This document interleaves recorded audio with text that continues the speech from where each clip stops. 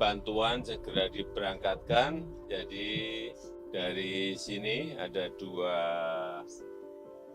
pesawat memuat 21 ton, kemudian sisanya ada di Soekarno-Hatta lewat pesawat kargo yang memuat lebih banyak, yaitu kurang lebih 30-an ton. Dari sini nanti akan dibawa ke lewat Jeddah berhenti menunggu antrian untuk masuk ke Al-Aris. Dari Al-Aris baru nanti dibawa ke Gaza.